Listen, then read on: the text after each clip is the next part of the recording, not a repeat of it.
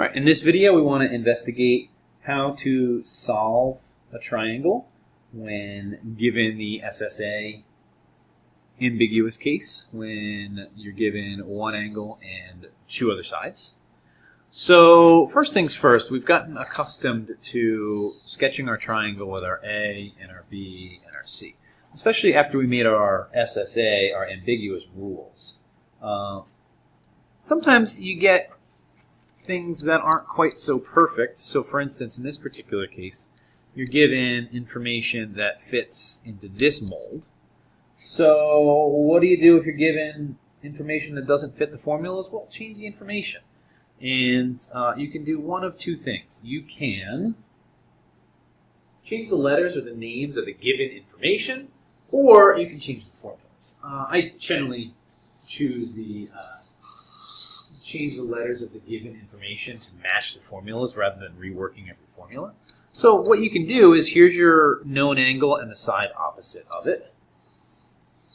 So just fit the information to fit your formulas. And we've got that going on there. Now, A is acute. I wrote that wrong. Capital A is acute. I'll fix that in just a second. So capital A is acute. Little a is bigger than B. So yeah, okay, we don't need to calculate H in this particular instance. If you had calculated H, it's not correct, but you can go directly to knowing there's one solution based on the given information. So let's find that one solution. So let's set up law of sines. I'm going to base my information on this. So we've got sine 42.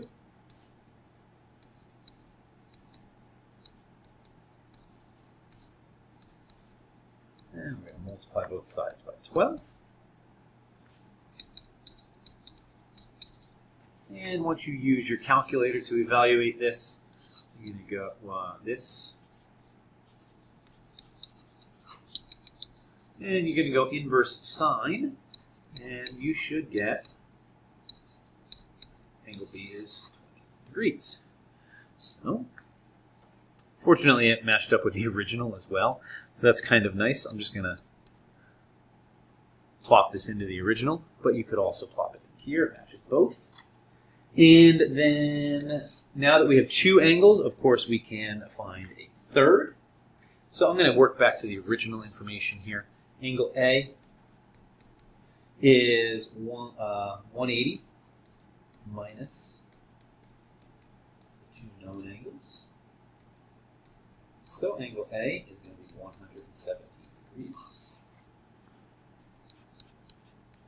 That would be angle C in this model.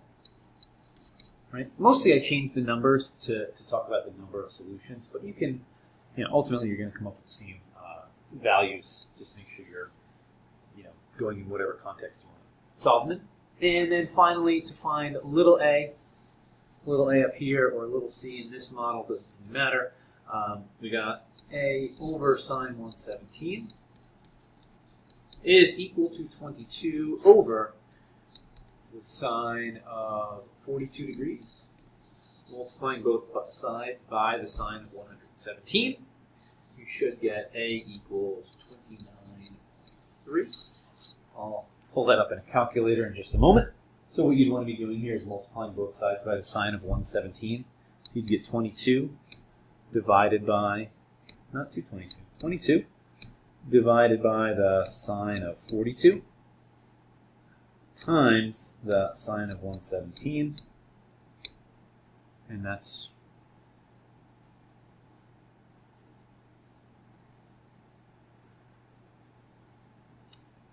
obviously I did the same error twice, so I don't know why it keeps doing that.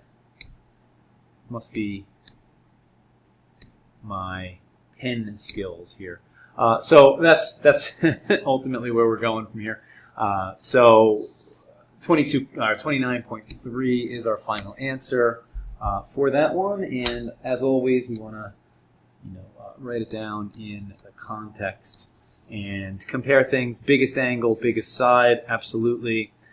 Smallest angle, smallest side.